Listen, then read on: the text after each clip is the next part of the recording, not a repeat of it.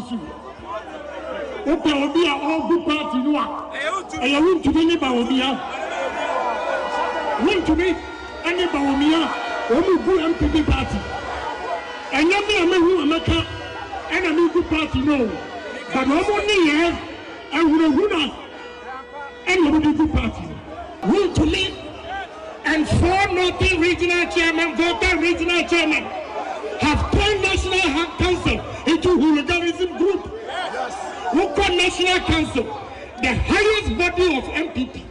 Now got 2 rooms to be many profit and time work.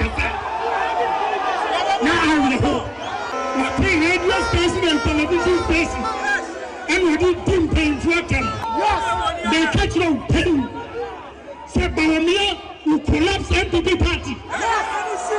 Bawumia is collapsing NPP party. They can be paying. Say Bawumia is collapsing NPP party. And we will be other party. We to lead and 4 Northern Regional Chairman, voter Regional Chairman have turned National Council into hooliganism group. Who call National Council the highest body of NPP. Now got 2 rooms to be many profit and time work. Now I will hold. All the sacrifices we made in 1992. These young boys, they did not know what NPP, how we formed it, and now so many power. Now you see, as some can see, you're from Kansas, radio station and television station, and what you team paying for them. They catch no pain. So Bawumia will collapse NPP party. Bawumia is collapsing NPP party. They can be paying. Say Bawumia is collapsing NPP party. And with the other party move. We are police station executive. And now we are electoral area coordinator. Next one to Bawumia. Yaba, gentlemen, when you go. Who are you? Who says he's coming? Who says he's coming? Who says he's coming? Bawumia, a good party, no. If he said, okay, region the hour slow. Maybe region way, I shall regional executive sponsor. About the solid television, so I wish I had say, some more Hong Kong. Even ya Dagenia pensem more babemu. Ya back with evidence, with facts, with videos. Na yamiya tomwa also do adwenkyere aba beka dwumedi no ya no adwenkyere hia yie papa ntiwadaroma baby a wo bia no ya na wasende o message e de aba e wo dwumedi nso se de be ya ene afoforo a wo mo so ehwe ne benya adage na o mo so etimi etie wo mahwew na dwumedi no etimi akọ viral ti wo de se wo ye nyina ne se ja comment wo ho na like ye page no Solid TV on YouTube. Solid TV on YouTube. Ya mpacho ko ne ko like ne subscribe to your channel no so be ya obo adoma na da ho no so abiribia video ebe pop up ne pe obenya alert no se yaba live. Ene kwadwo amankwa foxy matana se Austin Bema ene yo edit videos no ede nsem ni nyina ede agu ho ede ama na nensam a eba no ye be di mu nkomo na yakamu asem no de edi kan ye behwe de ekoso sesia wo Ghana ha efa Kristo som ane Muslimu som saa ne ma we ni yanhwe ni yie saa wo Nigeria enne Nigeria Boko Haram sem eyiniti wo ho no Ghana isim se ye be soso ne ma bi so asoso ne ma bi so ama wanhwe edi bone na no beka enche ena Islamic preacher bi be kan sem bi Prophet Owusu Bempah so di nkomo bi a ene Muslims so wo Ghana ha na are not happy say nya de so obepene ama Dr. Mahmoud Bawumia be ye president ne ana ochena ompene makramuni medi Ghana so da na eno na hint bi aba se saa na tie de a NPP amanyokuo no ba bam se Ghana for koto aba de ma Dr. Mahmoud Bawumia pe Prophet Owusu Bempah so ro mbegu no Prophet Owusu Bempah ne ho be hyehye ni okrom ha Niema ebe tunu okrom ha no no be dwane because e wo se ompene emma kramoni ma medi o ma Ghana so dia ene kramoni no so ba enne party so be kire wie papa who is who when e kasa nsem wi ye betena se nya adaje na yetimi apensem mu the facts and videos e dia baaki ye nkomo de Bachobra life na ye nin komo no again nya no nko na ye nsem a ene ya tena se no ye benya adaje na yetimi ahwe we'll still be looking at say de ensem for pressure group civil society organization binum ebo Dr. Mahmoud Bawumia pressure ne say ade a mo ye wo mo party mu no emwa empromote democracy because enchey ena na anu mo ka say democracy no ahwease democracy no atiato form but internally within them nankasa no kabima minka bi enya adwuma wo because running mate ho nsem asese no asa sori wo NPP amanyukun ehu wan hwe yi a edi nipakum beba wan hwe yi a edi oyene beba wan hwe yi a edi oyare beba wan hwe edi we beba because wo be kade enti ameka sa asem we di agina asem so aka nyina ne se ye nyina ti krom ha ena ebinum be ka so we running mate 70 ena jonkuma firim running mate 70 ena ye poison obi kwa we a confirm obeka ho nsem be ye bebre asaso agini tibiem di asem na apagya ewuma eba sesiye ya onte ho asem solid television ye na ebe mo wate about 342 ewo Ghana bidin once again eye kwadwo amanko afoxy yentinsim na yenhwe nsem no nin komo no me o video bi wo ha enche ye bebo sa video no but before no enche this week ya I think say from Sunday eba na san komo we aba be bom wo Ghana ha say apostle prophet Owusu Bempah say onte ase emma NPP amanyokun emma ba mu da na de kunu krenti oso omma NPP amanyokun emma ba mu ne say enei kramoni entimi medi o man no so kramoni entimi ma meye president emfa more minor because kramofo no niema bi they wo mu believe ni o mu niema bi si kire no wan hwe no mbedi Ghana so wan hwe no man no o ma be fa no domum enti so no tiase pa de nya de obepene ne apene ochena even though ko starting in 7 no di free say kwanya NPP did not faso the kind of treatment o did not fam enti na ne o no kan esini pi esini pose on tiase da but adie we no say ya hwe ye ni handle this issue very well. I am telling you say the see wo Nigeria the see wo other countries I would also ama ne enkramufo any a Christopher ntokwa sisi wa ma would be be see wo Ghana. So many are those also saying say prophet Isaac Owusu Bempah say oni tumi a osom anaso oni nyankopon a osom na wo gidie say ni nyankopon na aka kire ne say ma makramoni ma medi Ghana so a enka onye no wakukuom sana nipa bebreka from me kra where I said no that is how I see it say ma omie na no ma meka nkire Ghana for say peri makramoni because the moment I will start sa niema we no wan hwa kramofu a wo Ghana ha so be sore no mo so agina say ene yesa wo say peri makramoni ma media so a ko Ghana na da ho no enya Christopher dia na enya kramofu dia ene nke be ka kra nka Ghana na da ho sesi an ka ya bosomsomfo dia because ye na nanom som before the introduction of Christianity and NASA religion eba Ghana hano ye free outside by say ye kremosom and asa somsoma hodo ni nyina eba Ghana na ye nananom practice nananom som ya abosomsom na omugu nsa enti ye kan krofo anka Ghana ye omo de pa enka ye nananom abosomsomfo wo na nka Ghana ye omo de so Ghana it doesn't belong to Christians neither does it also belong to what the Muslims but the only difference they say now the Christian community we've been able to dominate and into the population wise no say Christopher no doors here papa even most of the abosomsom for no ye nananom soma na no na ye olden days ancient soma na wa ha no dodo na wo say abosomsom ni asacha na adwene bia na okosom nyankopon no adane Christo ni hardly will you see say komfuo bi ye so asachira bosomsomfo bi asachira na osachira wie no na moma ebofom efre nyame unhunu bi da feel me hu me kra abere me hu bi da te bi asiri a je obi na betumi aba be kache enti ama enne Christosom no dominate Christosom no economy percentage wise no kwa na economy and so say Owusu Bempah sha say so the san kobo bi say ba obo say na ama enkramofo feel inferior they think say they are minority they think say Christopher no person o tena o so because in the history of this country there's no way what is a kramoni aba president da Dabi limam crab and yes was no kramoni. I don't think so. Yeah, no kramoni. No kramoni. Yes, no free no sumi nyankopon.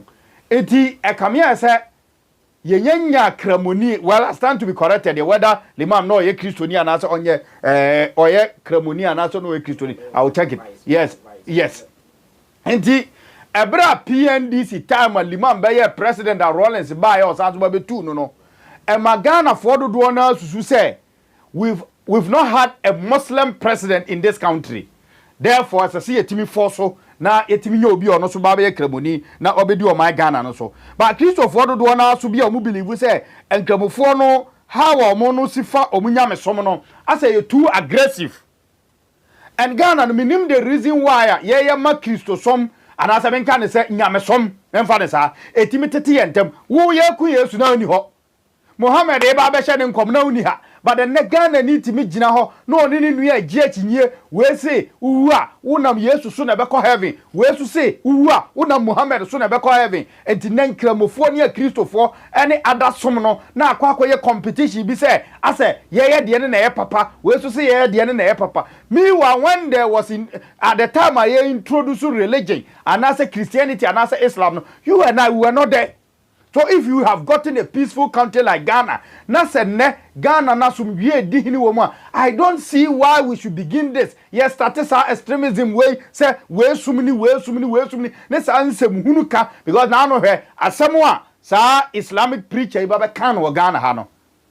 Sabi, it is not allowed, say, Obafa Komshani, Krom Muhammad, say, who did not attempt. It is not allowed, so Obafa Jesus the Savior, so who did not attempt. And then Adiama a Christopher, or too tolerant as compared to Muslims, and they say, said obi di Christoni, and obi a Christoni, no obi di, and yes, I could do so, or could di years to Atemoa, ye guys any pakron de ma or any young copom. Listen very carefully. Say Christoni, who say, or no leader, Susu or no near Namno, so a bit of a course, right, Memono, say Cobase, obi di dinner Temoa. Ye just any panel the ma so on any young copon concodi. But I don't see why and Cremophobia so be Kodidi Muhammad Atema Osi Kokunu. I know dear, I disagree with you. And it's against the law. Don't forget to say the constitution as a here what Ghana has is here. A supreme, a chair Bible, a chair Quran. When I say a chair Bible, a chair Quran, it means even though in the spiritual realm there, Bible ni Quran is supreme, but we are talking about the physical world. This physical world that we live on, this country called Ghana, no, only booker, and what to me, only booker, ne what deche book bia, our Ghana land where it is this year is the constitution of this country. So there is no way I will to offer a portion of your Quran. No, I can't say Quran. They say Yankuni Pentino. No, what you make a no, you can't do that because. On this planet, and as I see it to constitution Quran, therefore you can never use the verses of Quran, constitution Bible, and the land and so you cannot go and quote a portion of a Bible and say, way, young Munsina Buonkunintino, no Akofo no Usina Bo, say Quran, and say, Okaseti Ankom, Chanikron Muhammad, young Kunintino, never. So we should stop that debate in air course for Ghana. So Prophet Owusu Bempah, so I don't know what is actually the problem until Nano or those who are sorry giddy also on Tiasia and Macramoni Mamadi. You see, voting in this country, I personally believe say yensha about competence.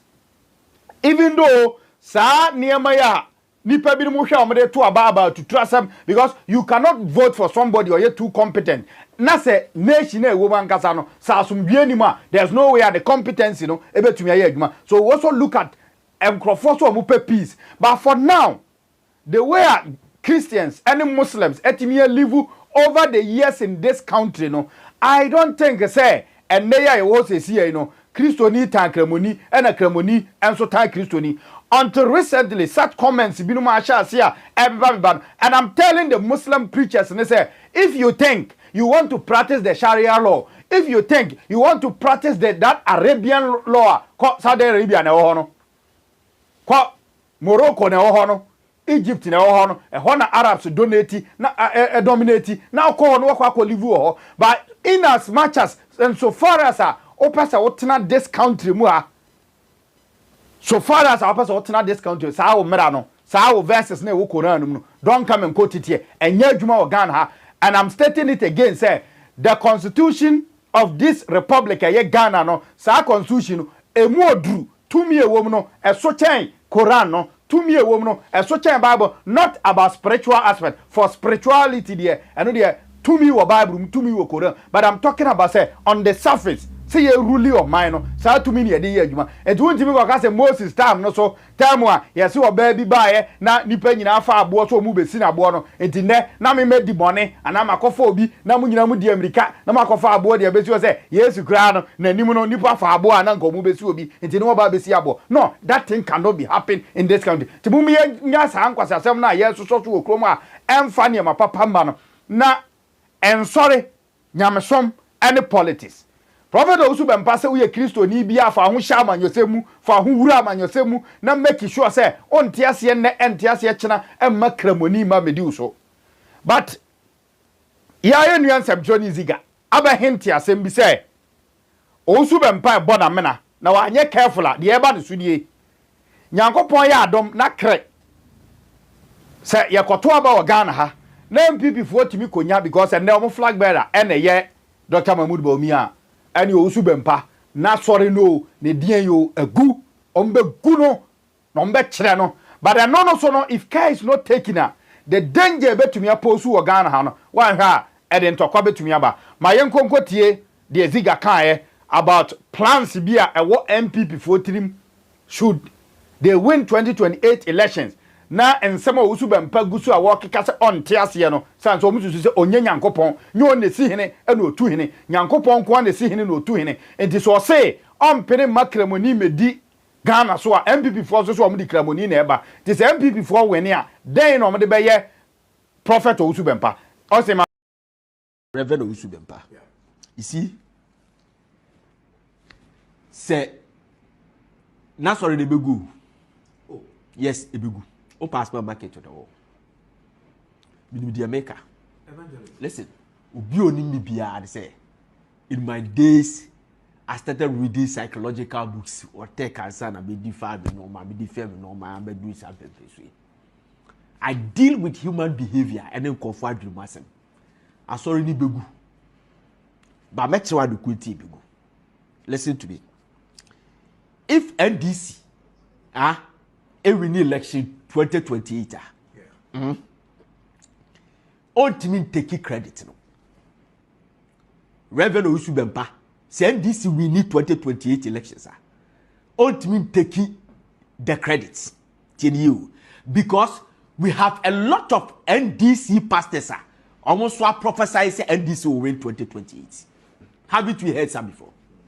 Jamaica what you say? They said year 2024, year babe to abano. Tama no prophesy say President Mahama ntiminya president biemu. That ana Bedu Kobi, Reverend Bedu Kobi, and prophet Nigeria mo prophesy say 2024 NDC will win the power. Jamaica what you say? And son or Bekabi. Beside that, what the bar in the physical realm, me as a logician, meaning say, who followed the history of Ghana politics, the information of Ghana politics, abai bi aba onya 8 years, mewa. Abai bi aba onya 8 years. So, logically, ubatimi akase this will get 8 years. Mewa. The only opportunity NPP ever to win 2028 is say NDC will be fielding new candidates. In our history, our Ghana politics, no, party beyond fielding fresh candidates. I want to be our contested pay, contested our we need that. And I say, Obia when a certain president be contested, I be we need a see that, a be see that. That's the only opportunity NPP has going into 2028 elections. But my information, I mean, from the 1992 bad there. Abai on your 8 years. So you can also be informed by that information to say that NPP wouldn't come to power. And 8-year-old girl cried himself. NDC won. They had 8 years. NPP 1, they had 8 years. 2000, NDC 2 had 8 years. NPP 2 had 8 years. Yes, and I will tell you why. Not sorry, the Biguru. Listen, say, Dr. NDC we need to take credit. Dr. Bawumia we need Reverend Owusu Bempah. Any assumption is Ziga and watch the adwene no. But I don't know your no adwenture. But for adwenture bra. Say the air course to say who believe sa spirituality no ewo abatuo mu Ghana ha. Say ne obi betumi a prophesy say we and ebeba be president. We and ebeba be flag bearer because okaya NPP election air course yi prophet baako ye di ne ho ya pa Ghana ha.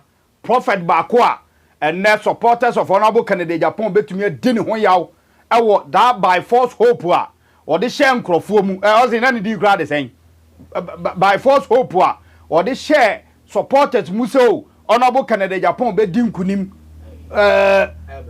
Bernard yes prophecy a o share no okroma ne nsem o kan ye no senka prophecy ye adwuma ewo ya batu mu I am sure say nka honorable candidate Japan na ye flag bearer edema MPP amanyuku no but upon sama Bernard kan wo krom ha nyina no enzi eti wo gidi say Ghana abato ayeto no eye sunsum sam ena mankrofo timi di nkunim na osusu say bikra MPP prime minister no mkoye no eye aduro anase bia empire bi no bi kobo because looking at the numbers na no mo yeda honorable Canada compare kwa Japan no any votes okonya aye no ebinum susu say bia bibi ne ba me I can point it to you say me I don't believe in those things they be am ne bebre yankasa ya na ka ho ye campaign nyina no sometimes ye nyina to da me mitimi argue with some people say maybe some of the message ane ye de nam no at a certain point na nya sa de na Ghana for petie na nya no na bia area half for petie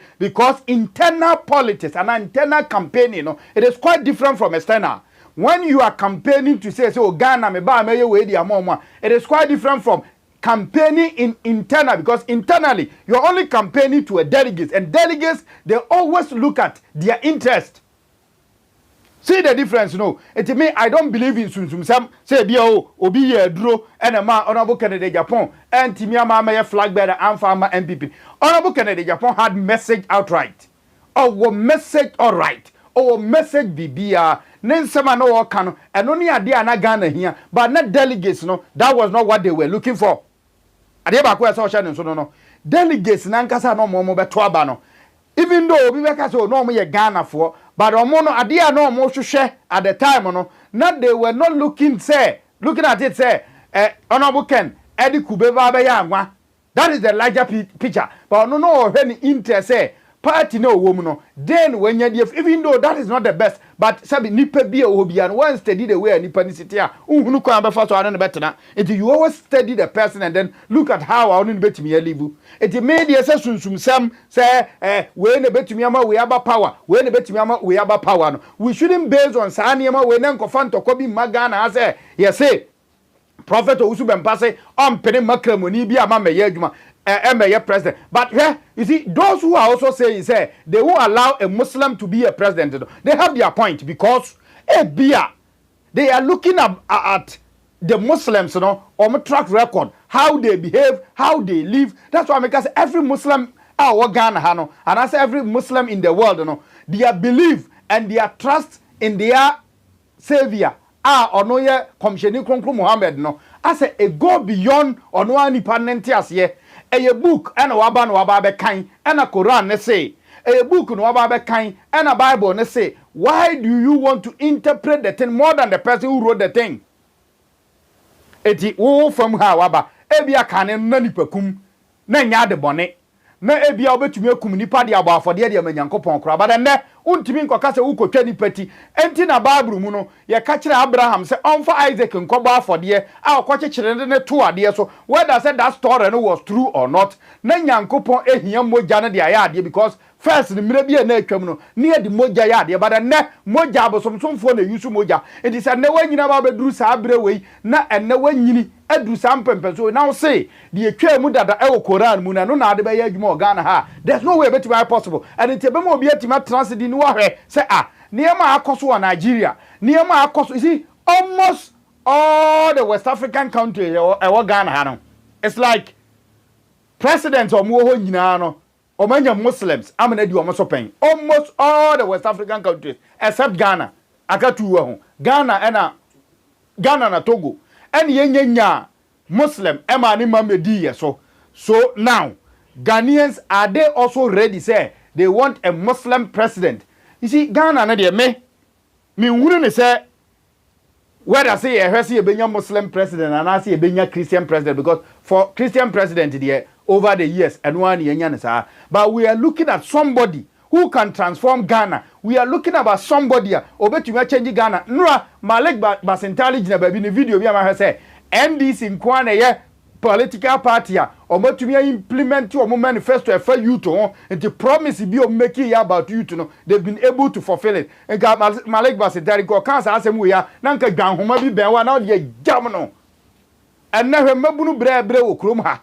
So we are looking at a president obetumi aba no create that narrative ne say mabunu mu ni adwuma mabunu mu pe adwuma ye no so omutumi nya adwuma ye no you are not looking at that way na emom no ye kire say as Muslim ebe ye president as Christian ebe ye president.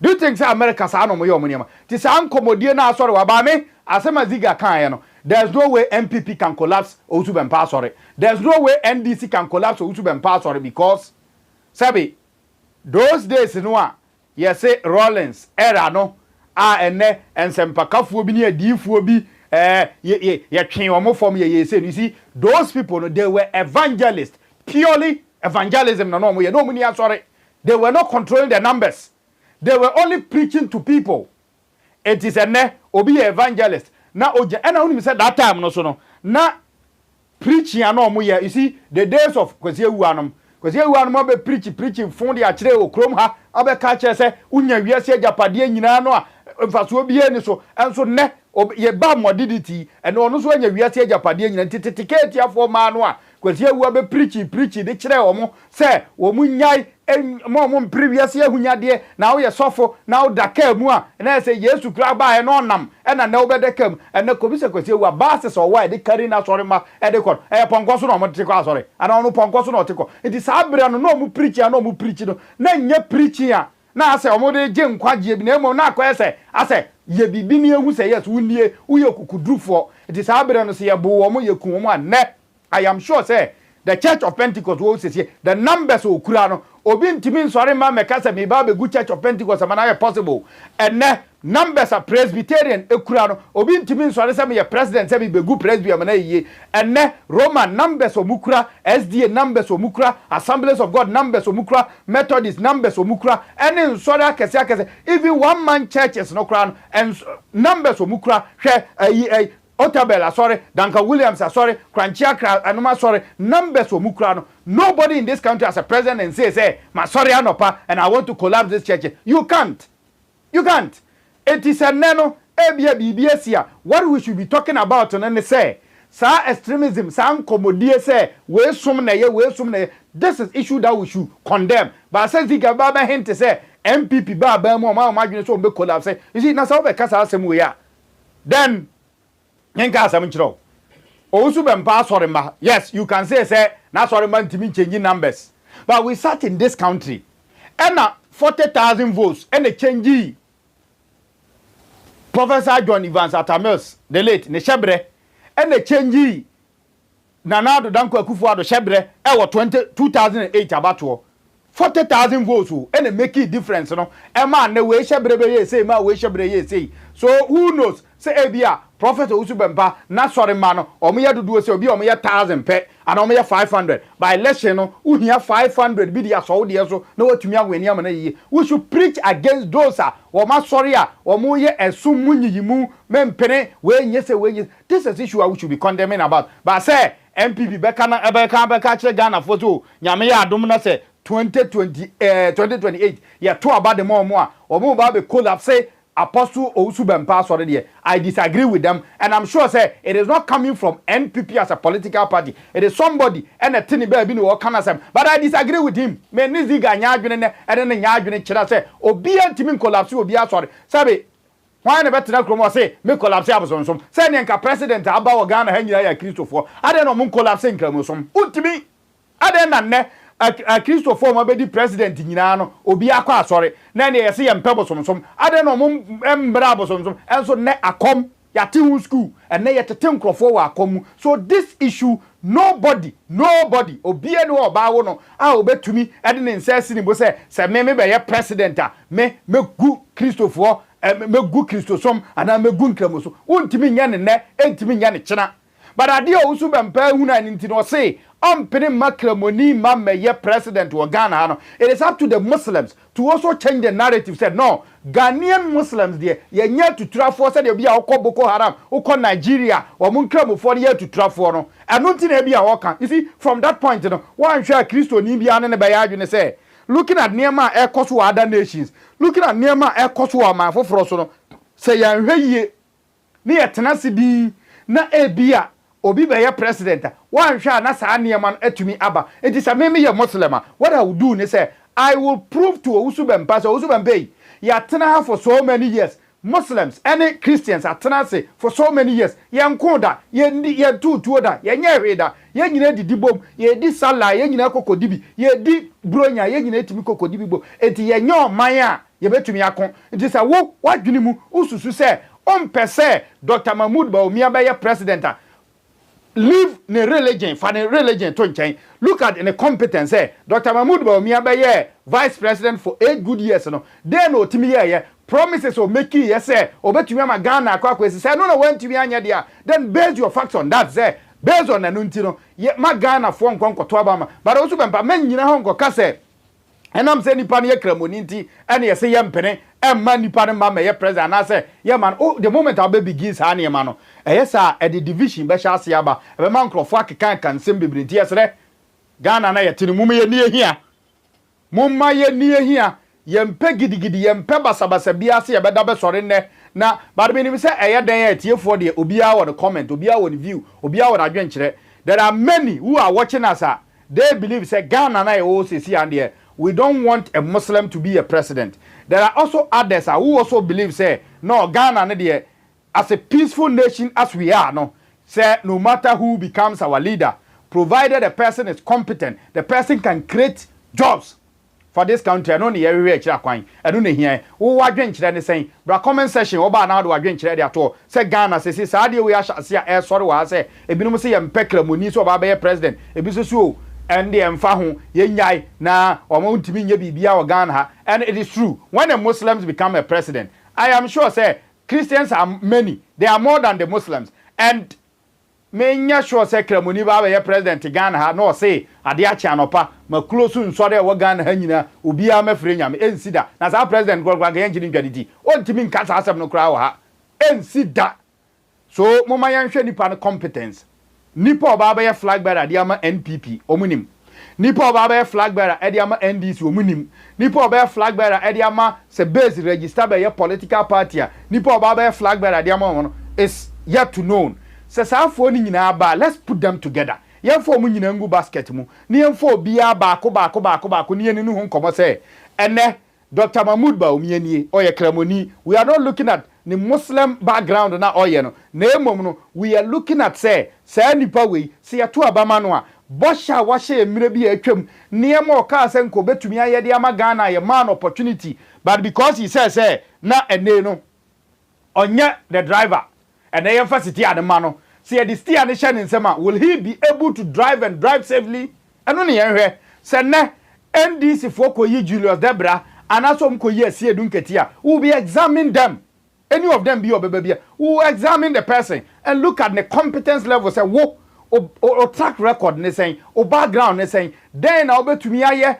Say a two about the man as president. Then I'll bet to me aye. Over to me up a Ghana and the net drew baby. I say to me drew. People are yearning for. I mean, a Juma. People are struggling. Say, you bet to me any far who did. Said net the best for the honorable candidate Japan. Be Jinawa. We'll be looking at him, examine him again, re-examine him. and say, Honorable Kennedy Japan, yes, over the years, we know you to be this and that and that and that. But are you capable, when you are giving the nod as the president, will you be capable to do Niema here Ghana for? Who put before them, yeah, Niema here. Over the years, the NT Ghana, your home toy, and say, yeah, Niema penning for the moment, a problem.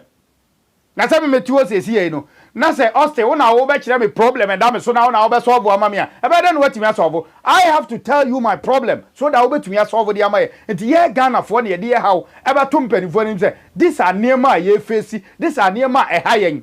So moving forward, I think say we need to have people's manifesto, citizens manifesto. Ye manifesto ye ne ye de be to political parties na nim say this is our manifesto. This is what we want you to come and do for us. But over the years, you know, NDC bo kura the manifesto as a political party. No aba say me ba meye we, meye nkokon kitengete, me the 24-hour economy beba, na NPP swaba, na me ba ene me the free senior high beba, me be dane to ani, me beye we, me the one district, one factory ba beba. Ebia at that point, you know, that is not what Ghanaians need.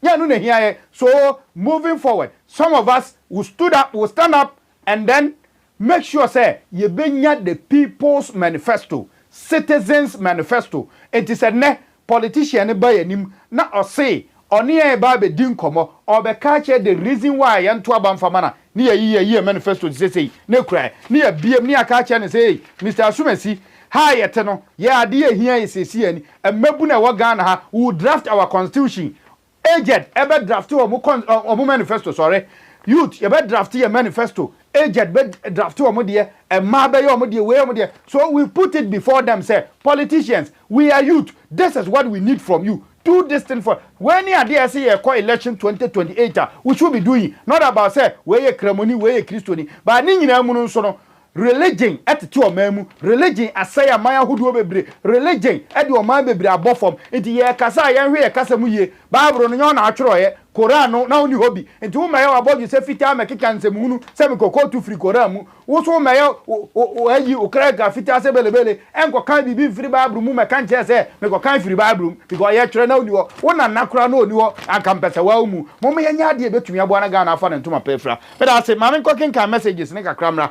me ba ye be sa so adi nkomo ni bebre ene mani abre papa enkomo ho bi Ghana se ya hwe yi a ya de niema be di agro saa obehu an se eja to Ghana obo se ya de niema be di agro saa obehu an se ntokwa esi Ghana na afei ye pe ba bi e bedwane afa ne ehu ba bi e bedwane afa yesre munya Kristo sam kremosam Kristo ninie kremoninie no mo meye nyai saa agro no na adenti da wo believe say wo som na ade be ko heaven na me wo fa bi na kan wo say prayer ye pri nyina no aben bebom na Nyankopon na say di ono pese ogene na obegene because waka na obabrum wo say di opese obegene na obegene eti wo say na ase me na mesom na me na me ye kraboni me na me ye Kristoni okay aben bom no Nyankopon say di ono pese obegene na obegene okay wo so opese oje abosomsomfo okay wo say on fa gya bia kra ma asase so nyame no one de wone on anim de ope e na oye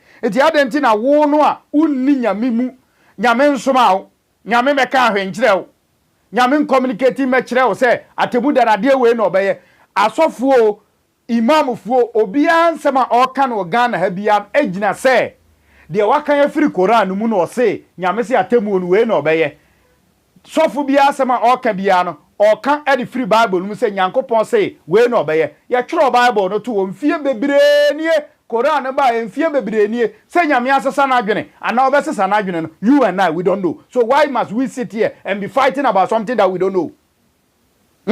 Adenti na ese yetena ha ne yeko ade a ye nim se de Nyankopon be ye no se nyame asesa na adwene so won se na adenti na wontimi ntra se predict me yie die na we ano de won kama ne mam se de nyame wasi aka se ya na meye me firi ha mekwa adana de wontimi ba predict ntra me e ma ne mam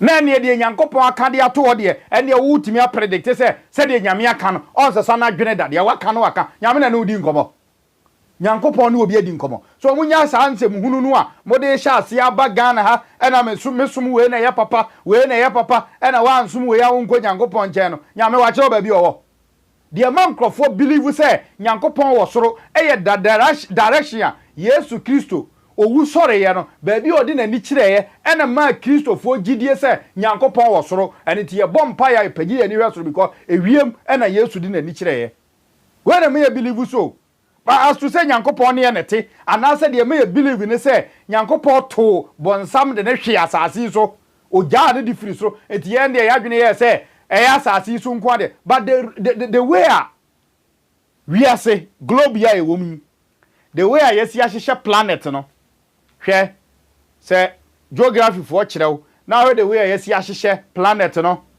Mercury, Venus, why my very ask me just see under 9 planets sa 9 planets baby e bia tetatare ewo ewiase na ye kurukuru an ho a how would you know say e form ne ha bigura form ko say ti how would you know ti niema bebre wo ho a se be mumma ye nyini mumma ya dwene mummie na mumma ya so niema bi so e be ka akofa okon ene oye ne e de abagana ma menkeka message kakra aba na ewia there's also other issues and the pressure upon pressure on NPP from flag bearer esan say adwene sesa bi yaba say omon pene da emma Dr. Mahmoud Bawumia emma ye running mate emfa ma dabi Dr. Matopoku Prempe emma ye running mate ebinom so say oboa da oboa opo ompo ona odene be running mate eja tom gidigidi ma menken kan adwenkyere ni bi emra Daily Watch say I am in Foxy made us papa daily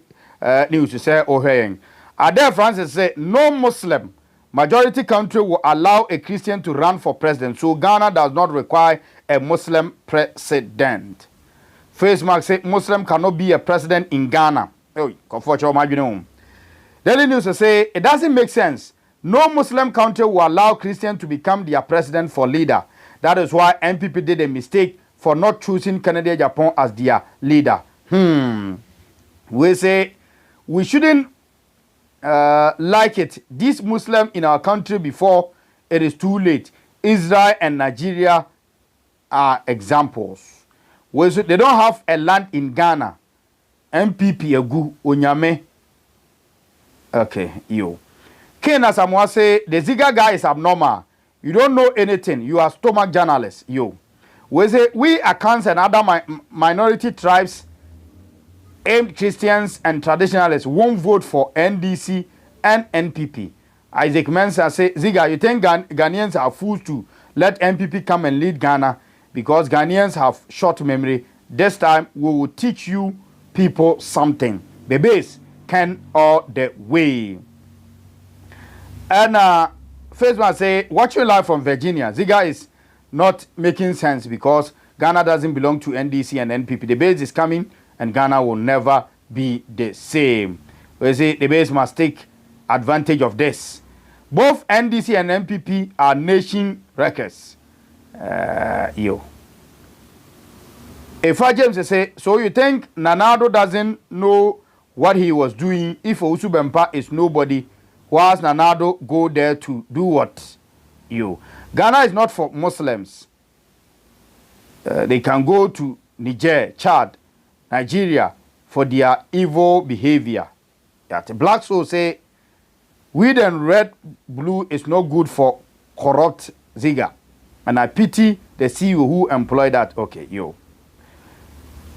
good analysis from you. I really understand what you are saying, Mate. Esel Isaac say we can take those chances to let Muslim leaders. Owusu Bempah is right. We are too coward, Nanaba force also at the emoji aba and also say or here live. And I will say, bro, stop saying that. Go and read about Turkey. What are you saying? Don't be hypocrite, Esel Meda say. A champon Gideon say, Koyomankwa, please stop that hypocrisy. Why should we make a minority rule majority? It is never done anywhere. In our heart, we won't vote for Muslim, but we won't say it. Yes. Mate Black Show say, Solid TV, watch out what you are saying because it will come against you in this channel. Medim de opesa okande but Mate. Philip Adoba say, Foxy, may I ask you, Can a Christian be a president in Morocco, Egypt, Libya? How can you, Nanado, want to impose Bawumia on Ghanaians? Foxy, may I let you know that Turkey was a Christian country? Okay, yo, yate. Black Soul, say thank you so much for asking a very good question. Now, Obisa Philip Adoba, yo. We say the guy is coward and hypocrite. We have them chance, that will be our end. If you give them chance, that will be our end. No Muslim as president, Nordness as president in Boo. See what is going on, yo. Ghana don't need a Muslim leader, please, Foxy, yo, Mate. We say thank you, yo. And I say he never heard. I say, have you ever heard once this guy say he support Ken to be president 2028? Hypocrite, yo. Nana Bafo say, no way for a Muslim president in Ghana. We trust more fire. And Philip say, Foxy, Turkey is now a Muslim country. Please, don't convince anybody, please. Okay. And I'm saying, go for Muslim, Baba, president of Ghana, Hano, Edoso, Papa. So-called Imam was inciting his Muslim people to finish anyone who says something about Muhammad. Black Soul baby, how can Ghana move on when you have people like this guy? Yo. Philip say, Foxy, please, because of this, say, Foxy, because of this, usually, please. Yo, okay, man, tell you can I say, but Kwaku Kodia say, watching live from UK, Ziga, loose talk. Daniel Jomose, there are only 2 countries in West Africa with non-Muslim leaders, and these are Ghana and Togo. Yeah, that's brief. Facebook say, I remember this Muslim fight in Achem Oda, Zongo back in 1995. They killed themselves, and then Omanhene of Achem Oda traditional warned them if something happens to any accounts, he will write them out. You, we say open the phone lines. All the chiefs in Ghana should start taking their Zongo lands back before these Muslims, because this is a warning light to Ghanaians. Yeah, that's it. Everybody, okay. My MBA, okay, my you be lines, no, and chakrana. More than my about on this matter, because and go for say almost say almost a comment the air cosono say Ghana see baby drew about Muslims and Christian issue now ye di home common so and chekra Austin the line about tosona what you mean afre na fe or the wadwenchire to me aba boy Jumedian, because most say over say be lines and mamona mutimi e kankakra on this issue, but it's a sensitive issue. So when we are dealing with this issue, yes, I agree with you. Many of you are Moka say there's no way oko the Arab world now, and I said Muslim dominated countries now. There be any who mama Christian about president, and I agree with you. Therefore, Ghana non sono as I say a purely dominated Christian country in Intino. We shouldn't also entertain Muslim to be a president. That is people's view. And omudika say we are seeing as someone say okay, and ye oko Saudi Arabia and other countries now, Morocco, Egypt, and the no ombema Christian ababa president. They are then our part too, we should also allow. But obisu kromumra no then it is up to the political parties and say when they are also doing, but it's difficult to when they are also doing their internal elections now, their flag bearership elections now, and if that is the case, they shouldn't allow a Muslim to contest now, because the moment party niba allow nipa na mana aba no matter about the possibility of one day the person becoming a president to high. So we should also be looking at it from political parties. And say your more no makako toaba. Edi akwako yi flag bearer. Why necessary mo consider and say omra no me flag bearer and from my political party no. And ebe me yehunu kwanya say yetimi efa so na Ghana no etimi efa no ntoma pefra. Anya sa this issue ya den kakran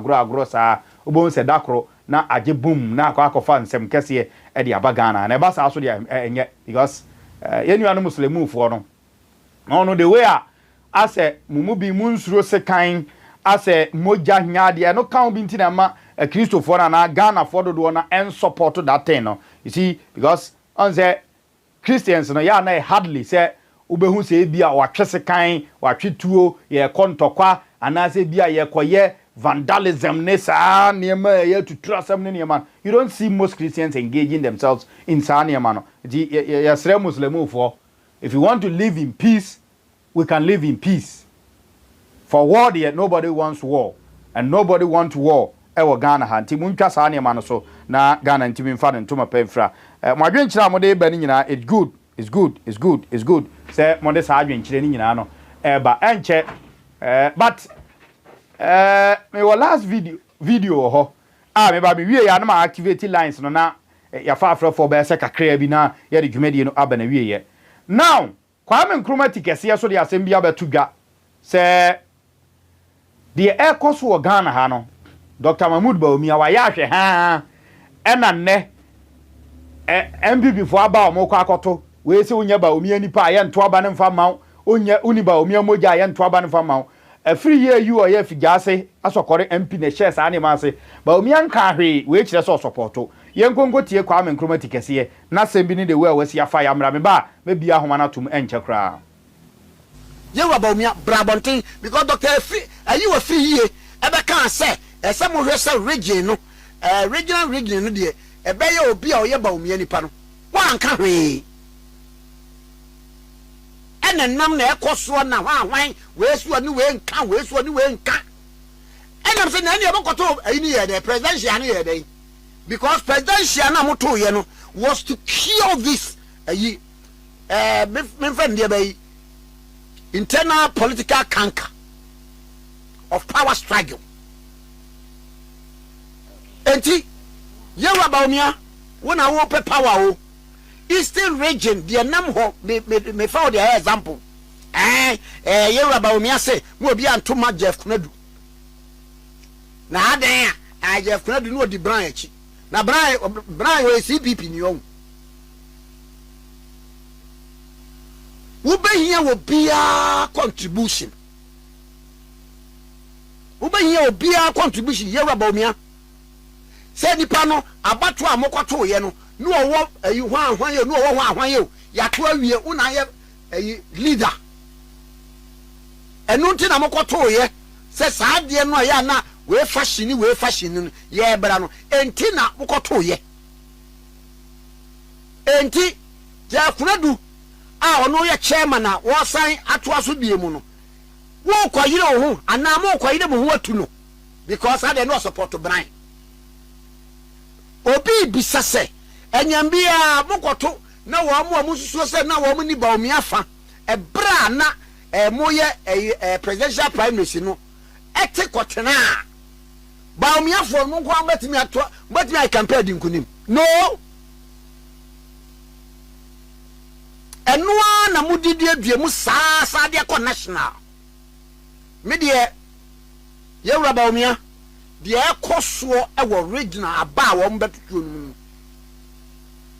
so won pese obi okodi Dr. Osaya wadi chumachi obi okodi Dr. Brian Champo achi obi okodi Kwabreja Japan achi obi okodi Kennedy Japan achi sankrofo ni nyina benya position wo regional executives and national no mu dia wo mo se wo mo ate demo ya to wie no ate ni fie a santin fa ba ma bunu so nkoye campaign you need every Tom, Dick and Harry to restore power from the NDC. And now, a drew baby, who no so dorsal. Ya can say, ye, woman cassa, who may declare semi pachow, a banu a more quatuano, Minina will be at you on cat. For Dr. Say, you are free year, ever cast some young TB and free Homura. Party no. Mamu nchichem na kokoba eti zi na sa asem we ni se bia etwam se wa akodi Canada Japan achi wa akodi Brian achi ene ukọ NPP mu bie mu omonyew na yenim se atwam but as still no ade ne gusu a ekoso and nobody is talking. Dr. Mahmoud Bawumia is not talking about this thing because se won share chira ankrofo say Canada Japan supporters because enyo obi okodi Canada Japan achi bia na sabre ebia wafrim echo the base. There are many of them are still they remain in the New Patriotic Party. So say okodi Canada Japan achi ntino o manen contest bia na so contest bia e beto aba de atia no a virtually what you want to say ne say Canada Japan na umpenasem brand champion no na umpenasem but ofa suma say na o ko Canada Japan fie ne na kodi nkomo yatia no no bo say chairman sabonsu be ka kire say wo muguso ene honorable Canada Japan akodi nkomo makoni fie it is a makoni fie de na say ne supporter anaso obi obedi na chi be ye adwuma de ma no wo say o mane contest bi no contest bi sukura na mo beto obedi atia no because o probi a or true Bawumia blood e won mu ansa no waye regional executive dia na ne kwa wo no kokko ye den on say ade ba ko ha John Dramani Mahama His Excellency President I want the first time I obedi man panyini na administration no and say he was not able to step his foot on grounds when to me and father ANC form as leader and it niama jinsem when the late Rollins say babies with sharp teeth and kwadan kraba be gurugura ministerial yin from Professor Mills Tam so ade be see no John Dramani Mahama and me amfa na nsi from tinani ba na hoso no no odadaja nani ba na hoso no no mabọ na daja say Dr. Mahmoud Bawumia so anya careful no amfa na nsi from niema omo ka ene de ye no say ofi say on support a come out openly and say you don't support it. And honorable say chairman sabonsu so crofo be do ho yaw because you should be a father for all. You should be a father in the house. Niema bi sia wo mom no e na sabi wo betumi de wa no aba betum na ano ukotena asasepa o say running mate sem de mo consider say the NDC de baba na be kire nipa amode baba running mate ye nyina so yete kromo ate say honorable afri ye you nom e nyina se omo person baba running mate. So sa confusion no doc una wo create sa confusion no it is a party na anya yi a una omre so bo bebo I'm telling you una omre so bo bebo abja me de line na ato eti enche ba activity 0245 322248 ubetumi afrese si a na odo wadwenkyere no aba okay manya me first caller ewo ha ma me ne no enkonko di nkomo ewo ahoma no so hello me ba cho me te wonka Six months man person kese free Virginia we dem wodu mo okay na achawa da na confusion na beginning como se pana de que de criação no para baixo e lá não de encher é perfeito na dia o carro dia na memória assim o modo que para mais nós não sei lá e meu Deus a caniba para why are you doing this fashion? And you say because not that it's to take up difference no only I couldn't Yana and the dia only okay. Not lucky say not that whole company again so it's what that is here.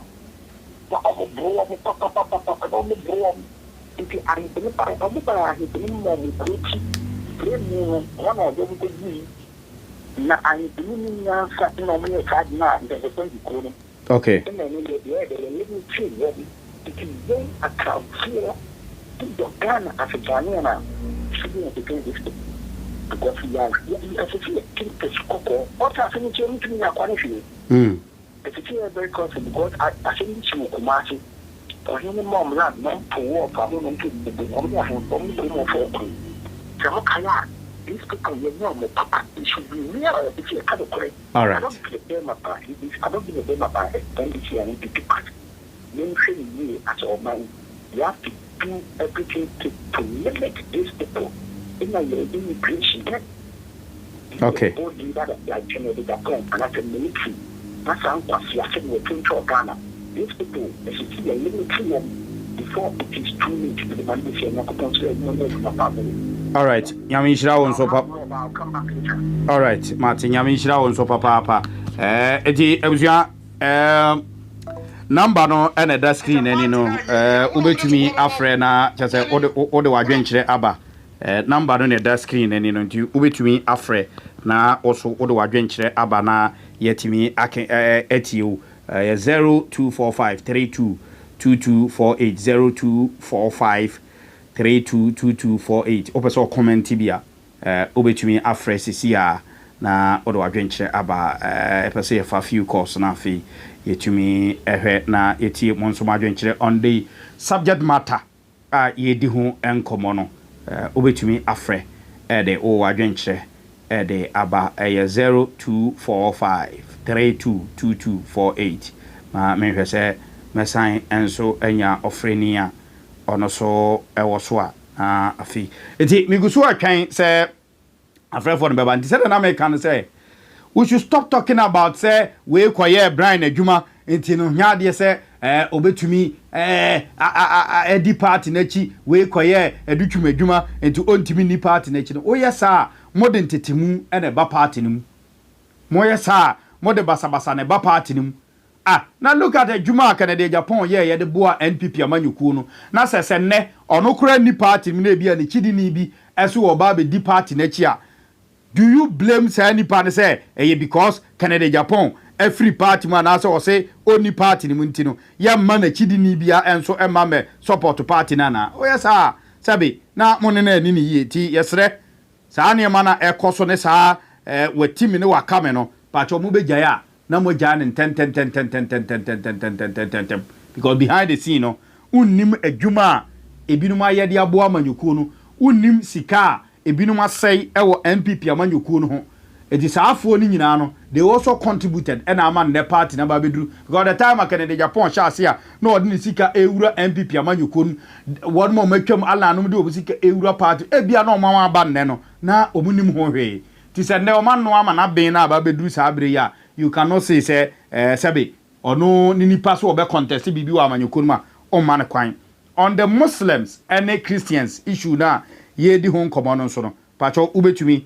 afre sisia ma activity lines no pacho ma memfa few course nka ho nti mo a mo be se mo fre sisia no betumi afre de aba na yetumi afa wadwenkyere number no na ye di ato screen no so no 0245 322248 nti ubetumi afre sisia na odo wadwenkyere aba WhatsApp number WhatsApp number 0245 322248 WhatsApp number nti obetumi afre na also odo de aba na yetimi akan de amount WhatsApp number nti obaso a mefaw na yetimi eti migusu a metwen no ma menkenka messages no kakra na yentimi emra na yemfa onso wadwenkyere se ebinom ebaso a Philomena Yabo Amensa say the base Ghana first, the base job for the youth, the base we are connected. Fantastic job, Foxy. Keep it up. Yeah, that's a papa. And a face man say we need your regular WhatsApp line because it is easy to call and a lot of people are disappointed. Or say a lot of people in diaspora also want to say something. Okay. So my number am there to show your WhatsApp line. Nti be announce akoye first day nti no. Afena wo ba be save ansa na later what you mean afre nti na basa e ma na ye ten nti na ama call no ntimi e ma ye no nti no mo a ene monya later mo pesa mo frɛ no when they need a right na ya activity lines no a so shaibu arana na de no eye adwuma bado ni ha we enso ubetumi afre ma menkofa we ewo ahoma no eso na yeni nkomo. Hello.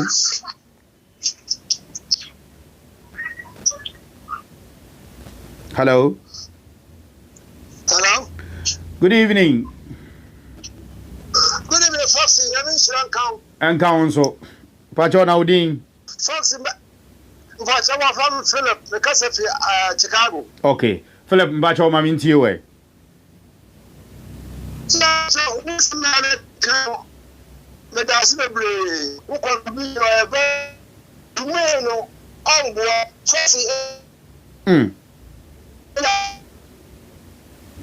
Hello, Philip. But it's an car. Says it, I'm to Uncam, Bojo Gaza.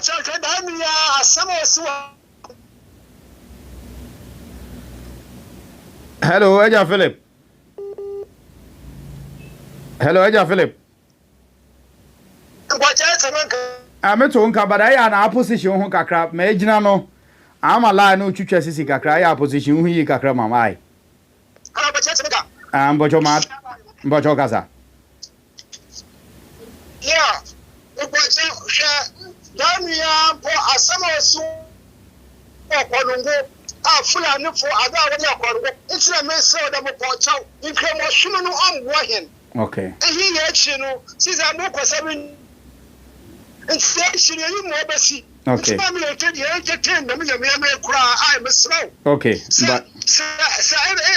could Nigeria, listen, Master Sokotoda, and a Master Kadunada. Remember the Anya Guru, Mesro, in Cremotion. Okay. Mbocho Mate. All right. Mbocho Mate. Onsha ondo. Amen. Okay. Ti maminti onswe 0245 322248 na yenin komo ewa ha.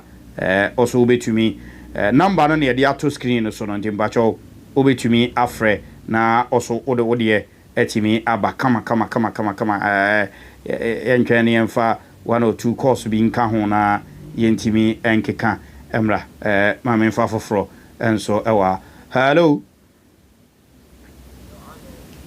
Mbajo udi yeah good afternoon Not to say Mbajo me ho ye na also me kata from Germany for me George Usasa. Okay Uncle George Mbajo maminti you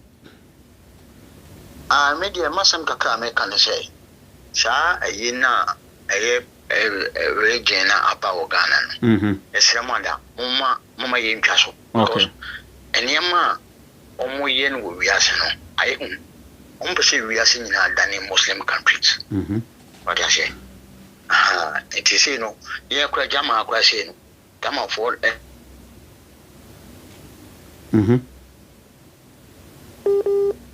we are saying a Muslim, but it's possible. Okay. But I think yes, the way see because once it's at 40 years, we have a Casa Sabialo, we must Libya. Okay. But Libya more than best 6 years. Okay. But Sabialo, Bagana, Unyam from Makana, what do you home? Okay. Unyam from Makana, why one for me? Okay. Also, be a bit, I will be Casatia, a cancer. Mohammed Mohammed in Bakun, and then Norma. Okay. It's a sermon that Mamma gates and Yaman to me, the Biamicase, Papa Pana, NPP for the year, Chao Omolitano, Unini Papa, Unini Papa, Samine, Unini, I didn't only have a Wayadi Bianosre, we wicked and Casa. We are very, very wicked, but Moon names and no city, maybe my mini pa. UK, Madame for what I say. Okay. Papa no pa. So we are very, very careful. All right, Martin. So we are very careful. Martin. Ghana. Okay. Uncle George, yate yada se pa. Martin. Yada se. Okay, ma info for so hello, good evening. Yes, sir. Mr. Jumoni, as you say, Mr. Jumoni, how are you? Now, okay. Now, so the first day.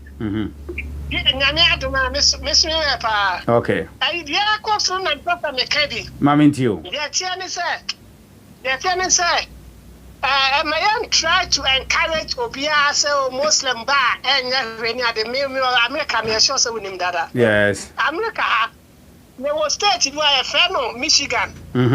Michigan, Wabu Dawson, Brabha, Yomu. So, Wamuno, the entire Wabu out to the patch, and say, Wamu ya minority ya Ghana. Yes. Fancy no cry back person wamu doors in Ghana.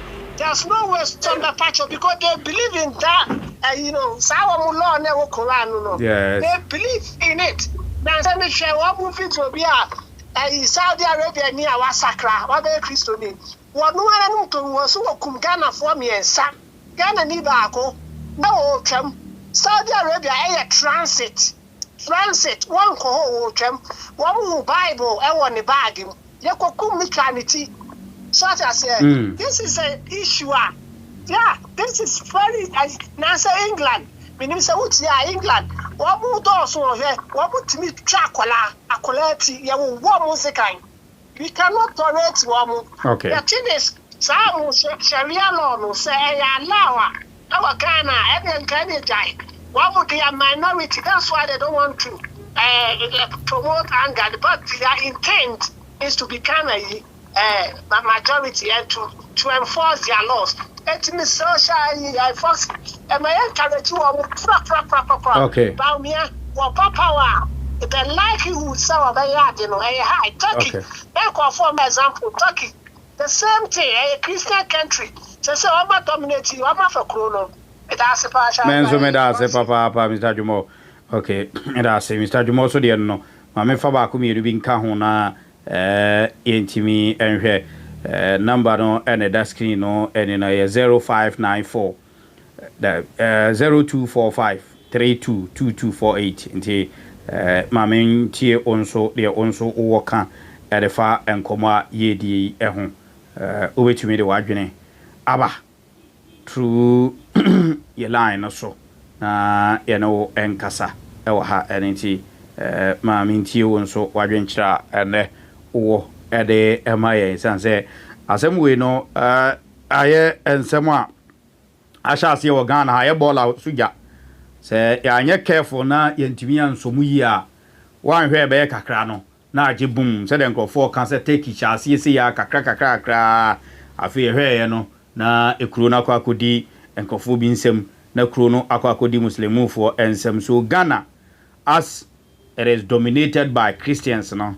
Will the Christians sit down say Muslims entimi enye Omanhene na true, which means ena Muslims betumi ababeje Ghana amana yeye wadwenkyere ewo ho ene sen obetumi afre be bia wo bia no number na the screen eni na 0245 322248 WhatsApp line you know go for through WhatsApp so ebetumi afaw na yetumi age onso wadwenkyere ewo de ekoso no ehu obetumi de wadwene aba na yakenkan ede amon oha tige say the base Ghana first yeda say ewo odia ode aba we say when I came to America a Muslim guy took me to his house a week after found Bible in my bag.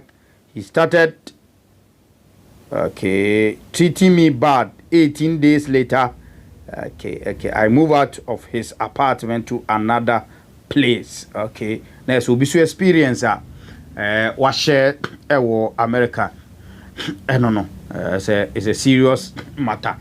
I say it to me na ye kan ye na nkwa gofa bibia ntumi amana fi odo man na oman no akwakodi baabi e basa ebe ha adwene ye papa emja solid television na wani egusu a wo hwe wasoso gusu a utie ye no koso anefo adwenkyere bra like page no na share na afoforo eso entimi emra so ti samre enche na ye keka ede esifom si your friend ba kwa na mienu at the bar. Nti say the number beto so no betumi annotate it down so the next time no say e ba say your activity lines na enye at the from farm then you can call through WhatsApp na yetimi edin ko when the first time I dey sa number no me number na e dey atoso ntina e bia yes something yide ma on but ma me fa ba ko e me fa di kato na yentimi hwe hello.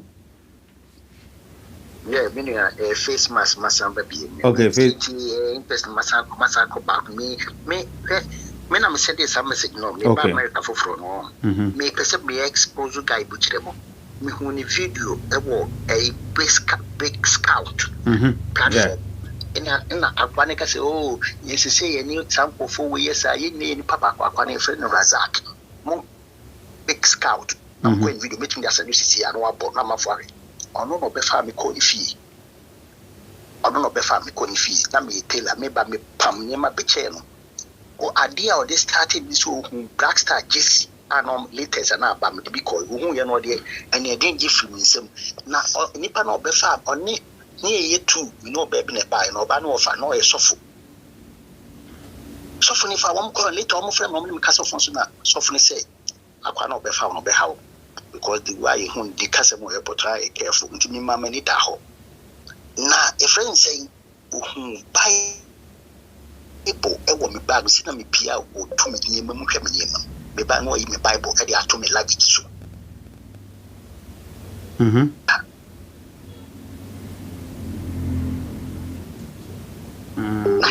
I 3 days in our issue be bad 3 days na snow toy as a young boy more me 21-year-old and me buy be kuta be buy minimum bia na akwa we etumi me ba be jacket wo yi me jacket no ato atwen outside because me ko boy any obi no maba masa because of my Bible.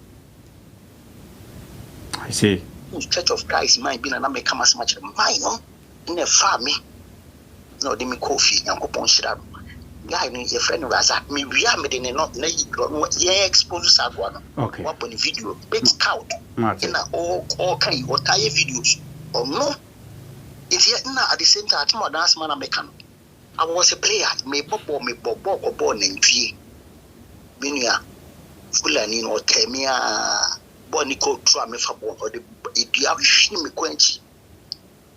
Many should number down the hospital. Na the wa at 40 year or more. It is uncle for we. As I see a mom with cats will be beer more you cool. Okay. It's about you have my number and say on the mom. Okay. As I see a funny anyways and means near starting limit to your push your back. Okay. Ya really ya Ghana or Bravo say Ghana ya minu tia. So many in your Omanhene ye. Okay, me da say. By the next time I will program your punch. The video needs to do. Mbajo yo mate me da se papa we Bible to a pamon free or bad. Okay, in the video send you bye me da se okay eti okay so ade no asemu say enye easy wo sa issue na ahase ebobo wo Ghana ha no say ketwa entimi medikese so e ma ne nye yie that is sana etie wiase bibia wiase me aya hodu bebre no sa na etie ebua me nya last call aka ho a na me de dwumadie no etumi aba na wie yenti 0245 322248 0245 322248 me fa 1 bi enka ho last call abegbogra mu a na me de course no nyina no aba na wie enti hwan na eye that fortunate last caller no na etimi de phone no enso aba na wie wa ha on this issue me say go for interest wom as to oman no say yentimi ampre ne ya nchekere oman na amfa ntuye fa che ye network no ye style bi bataye yentimi anchekere oman ni ya ebeduru baabi no wanhwe a na oman no yenya problem Adelaide oforiwa and cancer okay mate me hu se onso no o try but na assign atiato ya da say wo odia onso ode aba no hu se ya nhwe na ya ntimi anye oman ni ya ebeduru baabi no niema ebetumi agi yensem ti ozen yenye na yentumi emfa ensia me sure say next time no ya ba now no you know the number na fe watumi afre ye ede wadwenkyere enso atimi de aba on different issue a ye besan ba betena se na yetumi ede abro no ene anwumre live production ye ede free ye studios ha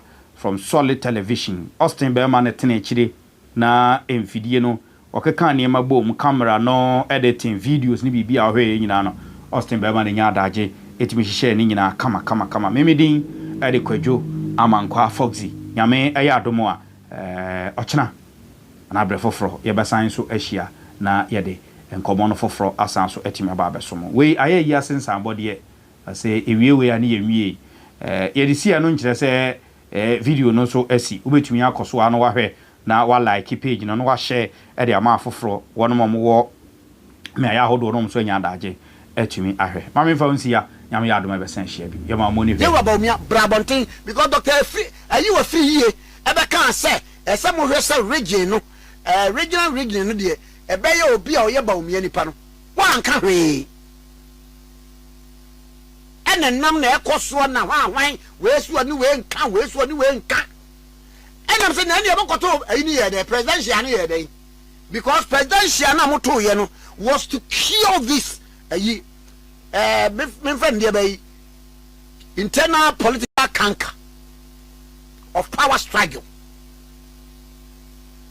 enti yewa Bawumia wona wo pe power o Eastern region the nam ho me found the example yewa Bawumia say mo obi antoma Jeff Kunadu na adan a Jeff Kunadu no di Brian echi na Brian we CPP ni on wo behia wo bia contribution yewa Bawumia say nipa no abato amokoto ye no no owo ayi hwan ye no owo hwan ye ya to awie una ye ayi leader enu nti na mokoto ye say saade no ya na we fashion no ye bra no enti na mokoto ye enti ja Kunadu a ono ye chairman na wo san ato aso bie mu no wo kwayire ho ana mo kwayire mo ho atu no because ade no support Brian obi bisase enyambia mokoto na wo mo susuo se na wo ni Bawumia fa e bra na moye presidential prime minister no ete kotena Bawumia for mo ko ambatimi ato batimi ai campaign din kunim no enua na mudidi aduemu saa de ko national me de yewura Bawumia de ekoso ewo regional aba wo mbetutu no sanso won pese obi okodi Dr. Osaya wadi chumachi obi okodi Dr. Brian Champo achi obi okodi Kwabreje Japan achi obi okodi Kennedy Japan achi sankrofo ni nyina benya position wo regional executives and national no mu de a wo mo se wo mo ate de mo ya to wie no ate ni fie a santin fa ba ma bunu so nkoye campaign you need every Tom, Dick and Harry to restore power from the NDC